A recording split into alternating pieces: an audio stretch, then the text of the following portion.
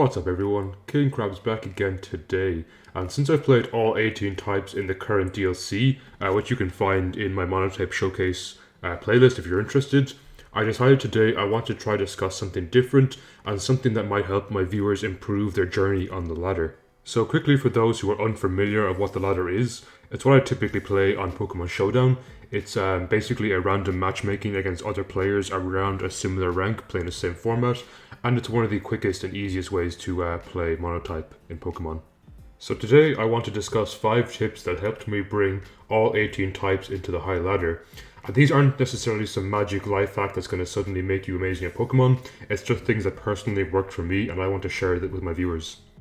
And a final note before we jump into the 5 tips, I want to give a word of advice quickly and say don't take the ladder too seriously. It's not the make or break of a good player. You can be a good player in many other ways besides laddering, so if it's not for you, don't feel too much pressure about that. And with that out of the way, let's jump right into the 5 tips. Number 1 is play to trends. I'd argue this is even more prevalent in monos than almost any other format, and the reason for that is I'd say Monotypes is very heavily matchup based. So what I mean by this is trying to stop and understand the current trends in the meta. Say for example you're seeing a ton of mono water players today. Maybe today isn't the day to play fire. Maybe you should try laddering ice or grass or electric or something that you think would be useful on that given day. Sometimes these trends can last weeks, sometimes days, sometimes even hours, so if you're not sure exactly what's being played on the ladder, maybe if you're serious about one account, have a test alt to kind of dip your toes in the ladder, see what people are playing today, and then play accordingly on your main account. Of course, you can also try find a community who plays Monotypes and ask, hey, what's popular on the ladder today, and try play around that. There's absolutely no shame in playing types that are useful in the current meta, or what's trending in a given time. Number 2 is tracking your progress. This one is very much a personal preference, but I do know some other players like to do this too.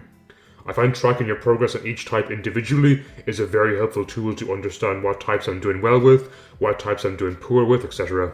This can be done in any way that works for you personally or that you are just comfortable doing. I personally used to keep a spreadsheet and keep track of the types and their progress, what Pokemon were useful, what Pokemon weren't useful, when I was starting to get into monos to understand kind of how to team build or what I liked using. But since then I've changed to having an alt account for each type, which I found works very well for me personally, and I can keep track of them that way. I've seen a lot more players do this on the ladder recently, and I think it is something I would recommend. Maybe even in a case you're serious about 1 or 2 types, but you like to play the others, I'd recommend having a different alt account for types you're not serious about or types you don't intend on climbing, just so you can leave your main account with a type you do enjoy playing or do want to ladder high with. Number 3 is don't autopilot. This one honestly goes for any competitive Pokemon or probably competitive game in general, but I can't stress how important this one is. If you finish a game, and whether you win or lose, if you think back to the game and you can't understand or identify why you won or lost, you may have been autopiloting. So what I mean by autopiloting is if you just click buttons and you're not necessarily thinking the long-term game plan, this is probably the easiest way to throw a game in my experience, and it's so easy to do, especially if you're playing for long periods of time or not concentrating. Why I think this is so bad in Monotypes is Monotype is quite a matchup heavy format. I think in Monotypes you can learn so much from winning matchups, from losing matchups, and thinking back to games can help you identify what Pokemon underperformed, what strategies you could implement to help your team, especially beating some of the harder matchups. Number 4 is know when to stop. I think it's really important to have self-imposed limits when you're trying to play, or especially trying to ladder. I think with Monotypes having very defined teams and very defined types, it's easier to set yourself a limit. For example, for me, I would say if I lose a certain amount of matches in a given amount of time with one type, it's time I change type.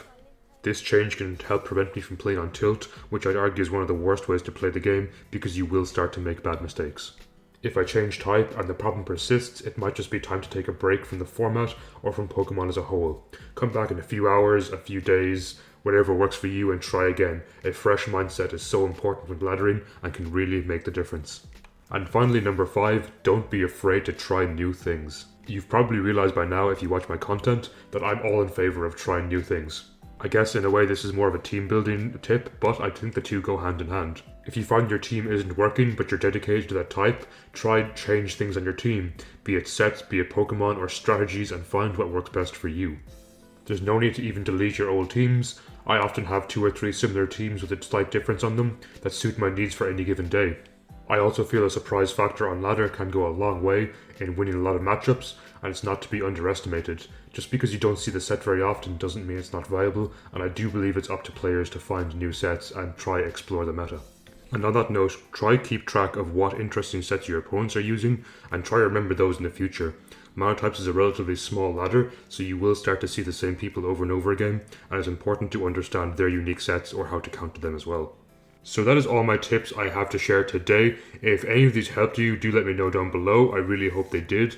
Or if you have any tips you want to share yourself, I'd love to hear them, as I am trying to learn each and every day myself. I also have other videos similar to this one planned for other aspects of competitive Pokemon, so hopefully you look forward to those. And with that, I hope you have a fantastic day and take care everyone. I'll catch you next time.